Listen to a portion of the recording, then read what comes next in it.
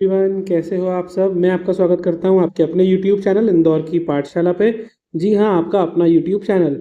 और हम लेकर आए हैं एक्सपोर्ट इंपोर्ट मैनेजमेंट के टॉप 20 क्वेश्चंस जो आपके एग्ज़ाम के लिए बहुत बहुत इंपॉर्टेंट है। इसमें वो सारे क्वेश्चंस हैं जो प्रीवियस ईयर के एग्ज़ाम्स में आ चुके हैं और NEP 2020 के अकॉर्डिंग आपके अभी की एग्ज़ाम में आने के चांस भी इसके बहुत ज़्यादा हैं। वीडियो को स्टार्ट करने से पहले जल्दी से आप लाइक कर दीजिए, अपने सारे दोस्तों में शेयर कर दीजिए, बेल आइकन ज़रूर दबाइए ताकि कोई भी अपडेट आपसे मिस ना हो। तो आइए जल्दी से हम स्टार्ट कर देते हैं। हमारा पहला जो टॉपिक है फंडामेंटल्स एंड ट्रेड पॉलिसी, यहाँ से हमने स्टार्ट करते हैं। फर्स्ट क्वेश्चन हमारे सामने है, define international business and explain its importance. International business क्या होता है और उसके इंपॉर्टेंस के बारे में हमको बताना है। तो international business involve all commercial activities. इसमें वो सारी कमर्शियल एक्टिविटी आती है जैसे कि सेल करना, इन्वेस्टमेंट करना, transportation that take place between two और मोर कंट्रीज। मतलब दो या दो से ज़्यादा कंट्रियों के बीच में कोई सेल होना, कोई इन्वेस्टमेंट होना, कोई ट्रांसपोर्टेशन होना, वो सारा इंटरनेशनल बिजनेस में काउंट होता है। इसके इंपॉर्टेंस क्या क्या होते हैं? Access to the larger market beyond domestic border. जो आप पहले सिर्फ डोमेस्टिक बाउंड्री के अंदर अपना बिजनेस करते थे, अब आप उसको बड़े एरिया में, बड़े मार्केट में फैला सकते हैं through import and export. Second है इकोनॉमीज ऑफ स्केल। बेटा यहाँ पर आप जब बड़े लेवल पे काम करते हो तो आपकी नेशनल इनकम और इन चीज़ों पे भी इम्पेक्ट पड़ता है। Risk diversification. क्या होता है बेटा? रिस्क कम हो जाता है, रिस्क आपका बढ़ जाता है। इतना ज़्यादा आपको रिस्क नहीं होता कि मार्केट में सामान नहीं बिकेगा तो बहुत प्रॉब्लम हो सकती है। Acquisition of new technologies. क्या होता है बेटा? जब नई नई टेक्नोलॉजीज आती है मार्केट में तो हम उसको बाहर से इंपोर्ट कर सकते हैं, टेक्नोलॉजी का यूज़ कर सकते हैं हम ताकि बेटर प्रोडक्ट बना सकें। Optimal resources utilization. जितने भी रिसोर्सेज हमारे पास अवेलेबल हैं उनका बेस्ट से बेस्ट यूज़ करें ताकि हम भी उसको यूटिलाइज कर पाएँ और हम फिर बाकी उसको एक्सपोर्ट कर सकें ताकि हमारी कंट्री भी ग्रो कर सके, क्योंकि हम ग्रो करेंगे तो कंट्री भी ग्रो करेगी ऑटोमेटिक। सेकेंड क्वेश्चन है आपके पास, explain the policy of protection. Policy of protection का मतलब क्या होता है ये समझाना है आपको। तो the policy of protection refers to the government strategy aims at safeguarding domestic industry from international competition. Simple सा मतलब है कि ये गवर्नमेंट की स्ट्रेटेजी होती है ताकि जो हमारी डोमेस्टिक, मतलब जो हमारी कंट्री के अंदर की छोटी इंडस्ट्रीज हैं, उनको इंटरनेशनल कंपटीशन से सेफ गार्ड किया जाए, प्रोटेक्ट किया जाए। This is achieved through the mechanism like protective tariffs, import quotas, local content requirement. ये कुछ मेथड्स होती हैं जिनके थ्रू जो है वो आप इनको प्रोटेक्शन प्रोवाइड करते हो। It allows nascent domestic industries to survive until they become competitive. ये उनको तब तक हेल्प करते सर्वाइव करने में जब तक वो इंटरनेशनल कंपटीशन को सर्वाइव नहीं कर सकते। तो इनको बोलते हैं पॉलिसी ऑफ प्रोटेक्शन, जो खास करके जो हमारी स्मॉल स्केल इंडस्ट्रीज है, कॉटेज इंडस्ट्रीज है, इनको प्रोटेक्ट करती है फ्रॉम ग्लोबल। नेक्स्ट क्वेश्चन है, arguments for and against free trade. कुछ लोग फ्री ट्रेड के फेवर में हैं, कुछ लोग इसके अगेंस्ट में हैं, तो आपको उसके बारे में आर्ग्यूमेंट लिखना है।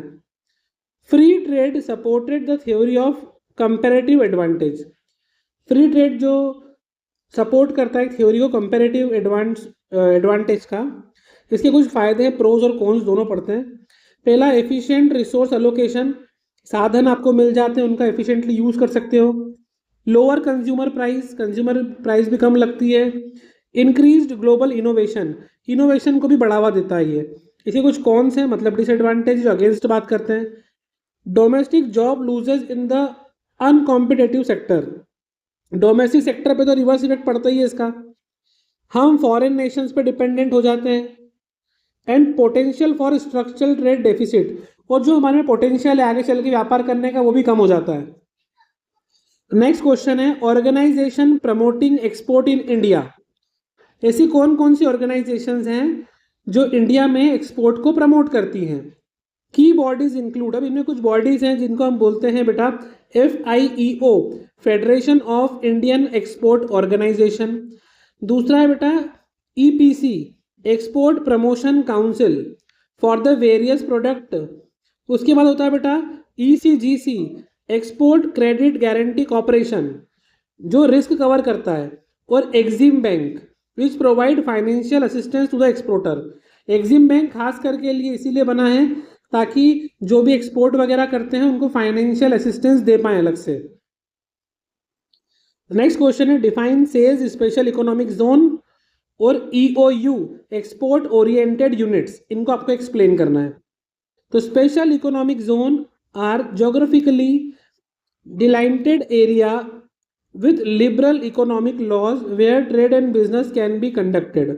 मतलब कि वो जोन होता है जहाँ पर कहीं ना कहीं डेमोग्राफिकली वो इतना इंडस्ट्री के लिए बहुत ज़्यादा अच्छा नहीं होता, बट वहाँ पर इकोनॉमिकली जो लॉज वगैरह होते हैं वो लिबरल कर देते हैं आपके लिए। और एक्सपोर्ट ओरिएंटेड यूनिट क्या होती है? ये वो यूनिट होती है that export their entire production, जो जितना भी प्रोडक्शन करती है पूरा वो एक्सपोर्ट करती है। Barring permitted DTA sale, both enjoy tax holiday, दोनों को टैक्स का रिजम्पशन मिलता है। Duty free import of capital goods, अगर ये कैपिटल गुड्स इंपोर्ट करते हैं तो भी ड्यूटी फ्री मिलती है दोनों को ही। यहाँ से सेकंड कैटेगरी चालू होती है फाइनेंस एंड पेमेंट। यहाँ पर हमारा पहला क्वेश्चन बनता है pre shipment versus post shipment credit. इसके बारे में आपको समझाना है। अगर हम इसको एक्सप्लेन करना शुरू करें, प्री शिपमेंट या packing credit is provided for the purchase of raw material. जब भी आप रॉ मटेरियल खरीदते हो या प्रोसेसिंग करवाते हो या packaging before the goods are shipped, goods के शिप्ड होने के पहले, तो उसको बोलते हैं प्री शिपमेंट। और post shipment credit provided after the shipment is made to assist the exporter until the foreign buyers pay the invoice. मतलब फॉरेन बायर के पे करने के पहले और शिपमेंट के बाद। नेक्स्ट क्वेश्चन आपके सामने है पेमेंट मेथड्स इन इंपोर्ट। जब भी आप गुड्स को इंपोर्ट करते हो तो कौन कौन सी मेथड होती है पेमेंट करने की? पहला होता है बेटा एडवांस पेमेंट। एडवांस पेमेंट में क्या होता है? सेलर सेफ रहता है क्योंकि पहले से ही आपको पेमेंट रिसीव हो चुका है। दूसरा काम होता है डॉक्यूमेंट्री कलेक्शन, जैसे बैंक में क्लियरिंग एजेंट वगैरह जो डॉक्यूमेंट पेश करते हैं।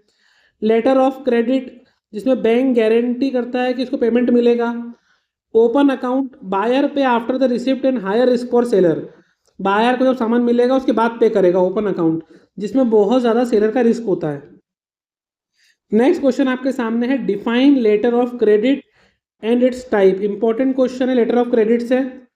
The letter of credit is bank's return commitment, ये बैंक का रिटर्न कमिटमेंट होता है टू पे द बेनिफिशियरी, जो सेलर के लिए होता है कि सेलर को पे करेंगे upon presentation of specific document, कि जब भी कोई स्पेसिफिक डॉक्यूमेंट आएगा उस डॉक्यूमेंट पे बैंक जो है पे कर देगा। ये रिवोकेबल होता है, चेंज कर सकते हैं। इररिवोकेबल होता है जो फिक्स्ड होता है। कन्फर्म्ड भी होता है जिसमें गारंटी होती है दूसरे बैंक की, या अनकन्फर्म्ड भी हो सकता है। तो 4 टाइप के हैं इसके मेनली। आप इसको अच्छे से एक बार रीड कर लेना और याद कर लेना। नेक्स्ट क्वेश्चन हमारे सामने है role of bank in international settlement. जब भी आप इंटरनेशनली कोई ट्रांजेक्शन करते हो उसको सेटल करना है तो बैंक के क्या क्या रोल होते हैं? तो बैंक हमको प्रोवाइड करता है ट्रेड फाइनेंसिंग। क्या करता है? Trade financing. Letter of credit की गारंटी देता है जो अपन ने पढ़ा अभी। Foreign exchange service to convert currencies, currency convert करने में हेल्प करता है। डॉक्यूमेंटेशन को प्रोसेस करने में हेल्प करता है। रिस्क कम करता है through credit check on importer, ताकि थोड़ा रिस्क कम हो जाए क्योंकि वो क्रेडिट चेक वगैरह करके रखता है बैंक। यहाँ पर थर्ड जो हमने क्राइटेरिया डिसाइड करा है वो डॉक्यूमेंटेशन एंड प्रोसीजर।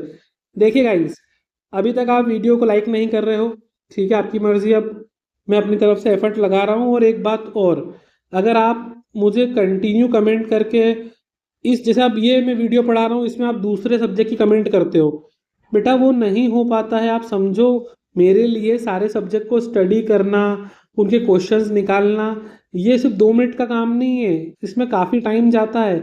आप खुद समझो, आपको एक सब्जेक्ट पढ़ना है पर मुझे बहुत सारे सब्जेक्ट की प्रिपरेशन करना है एक साथ, तो थोड़ा आप उस बात का भी ध्यान रखो बेटा। Next question very important, export procedure क्या होती है, इसको अच्छे से याद कर लेना है। पहला है बेटा IEC का रजिस्ट्रेशन करवाना है। प्रोसेस आपको एज इट इज याद रखना है, प्रोसेस के पॉइंट को आप आगे पीछे नहीं कर सकते हैं। दूसरा establishing contact with overseas buyer, contact वगैरह करना है। प्रोफॉर्मा इनवॉइस बनाना है। शिपमेंट और इंश्योरेंस करवाना है।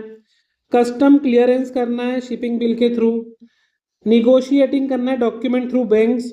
और रिसिप्ट ऑफ पेमेंट करना है। तो ये नॉर्मल एक बेसिक प्रोसीजर होती है जिसको हम बोलते हैं एक्सपोर्ट प्रोसीजर। ठीक है, इस प्रोसीजर को आपको लाइन वाइज याद करना है और आप एक फ्लो चार्ट बना के इसको पहले बता सकते हो, फिर बाद में आप इसको एक्सप्लेन कर दो। Next question again very very important, bill of lending क्या होता है, शिपिंग बिल क्या होता है, एक्सपोर्ट इनवॉइस क्या होता है। तो bill of lending act as an contract of carriage and title to goods. ये क्या करता है, एक्ट ऐसा करता है कि contract of carriage and title of goods को रिप्रेजेंट करता है, bill of lending. Shipping bill का मतलब होता है essential document for custom export clearance. और एक्सपोर्ट इनवॉइस क्या काम करता है, the primary invoice detailing the goods values and term of cell. मतलब कि जो भी आप गुड्स बेच रहे हो उसकी डिटेल लिखी होगी, उसकी क्या कीमत है वो लिखी होगी, सेल की टर्म कंडीशन क्या है वो लिखी होगी, इसको बोलते हैं एक्सपोर्ट इनवॉइस। तो बिल ऑफ लेंडिंग,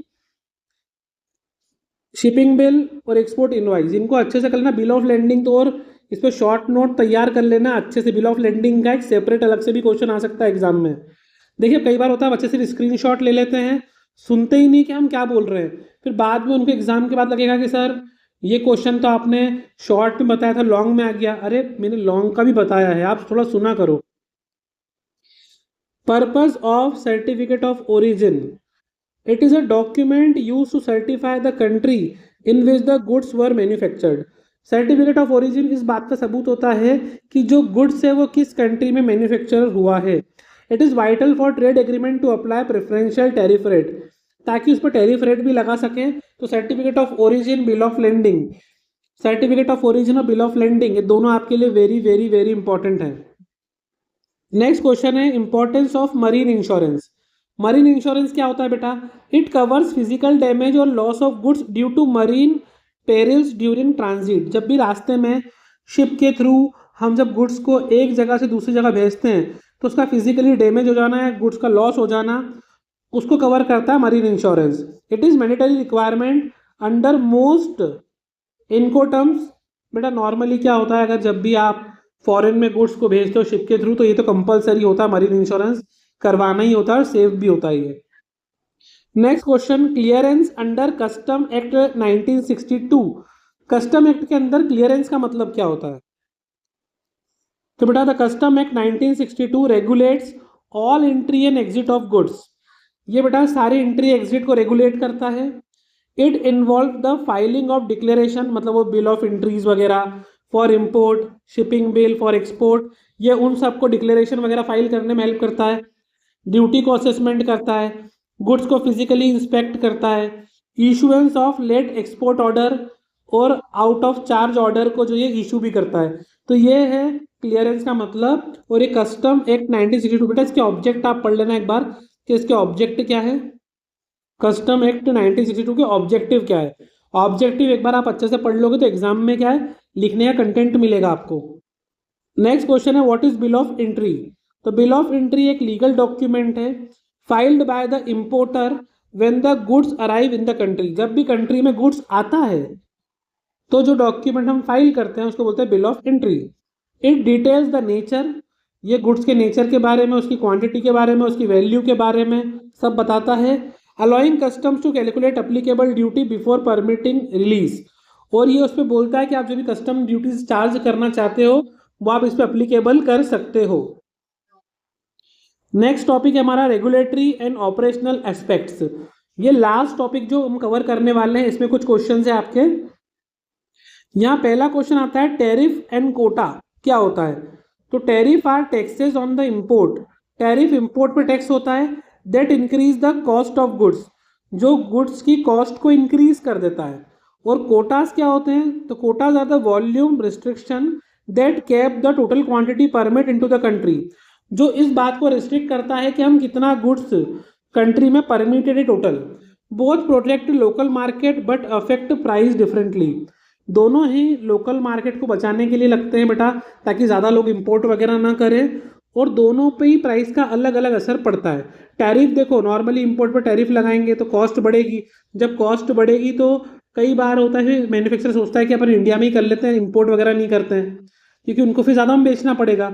तो ये कहीं ना कहीं लोकल मार्केट को प्रोटेक्ट करने के लिए होता है। और कोटा भी मैक्सिमम डिसाइड कर देता है कि कितना हम इंपोर्ट कर सकते हैं। नेक्स्ट है हमारा व्हाट इज डंपिंग। तो dumping is the practice of exporting a product at a price lower than it's domestic price.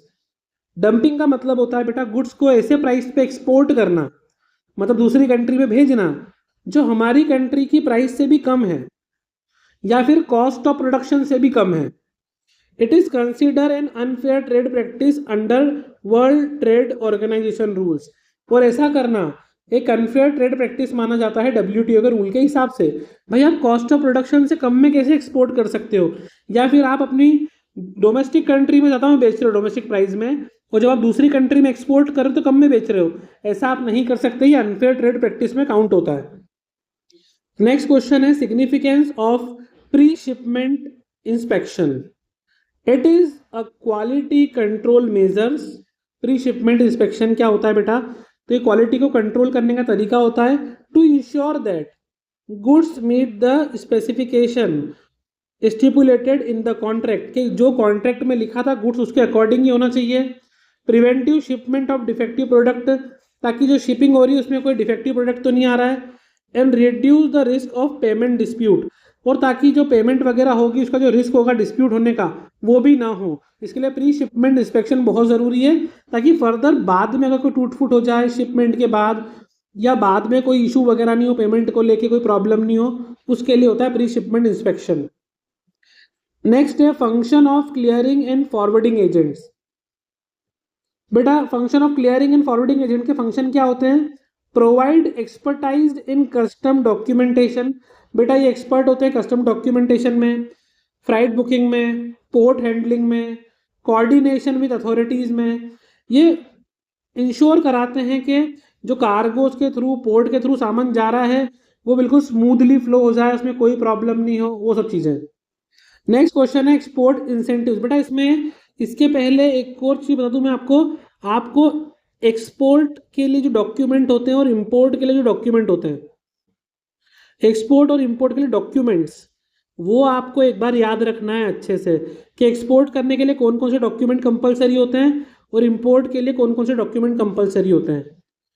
Export और इंपोर्ट करने के लिए कौन कौन से डॉक्यूमेंट कंपलसरी होते हैं, आपको उन डॉक्यूमेंट्स की लिस्ट एक बार अच्छे से ध्यान रख लेना है, ठीक है। तो इसकी बात करते हैं एक्सपोर्ट इंसेंटिव्स की।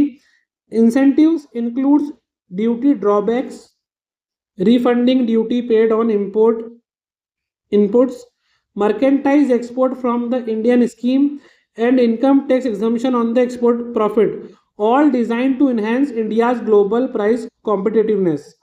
ये एक्सपोर्ट इंसेंटिव्स होते हैं बेटा, एक्सपोर्ट करने पे जो आपको फायदे वगैरह मिलते हैं उनके बारे में। तो ये टॉप 20 क्वेश्चंस थे जो मैंने आपको बताए हैं। इनमें ये भी समझा कि कौन से क्वेश्चन ज़्यादा इंपॉर्टेंट हैं। कस्टम एक्ट के ऑब्जेक्टिव अलग से पढ़ लेना, एक्सपोर्ट इंपोर्ट के डॉक्यूमेंट कौन कौन से होते हैं ये पढ़ लेना, एक्सपोर्ट प्रोसीजर मैंने आपको बता दी थी, इंपोर्ट प्रोसीजर भी एक बार देख लेना, इंपोर्ट की प्रोसीजर। बेटा देखो ये टॉप 20 क्वेश्चंस तो वो हैं जो हमने PYQs में से निकाले हैं और NEP के ट्रेंड के हिसाब से निकाले हैं, पर ये 2-3 क्वेश्चन जो मैं आपको बता रहा हूँ, export document, import document, export procedure, import procedure, bill of landing, custom duty जो बनती है उसके ऑब्जेक्ट, ये 4-5 वो क्वेश्चन है जो मेरे हिसाब से अकॉर्डिंग टू माई एक्सपीरियंस से भी इंपॉर्टेंट है और एग्जाम में आ सकते हैं। तो आप इनको तैयार कर लेना। All the very best.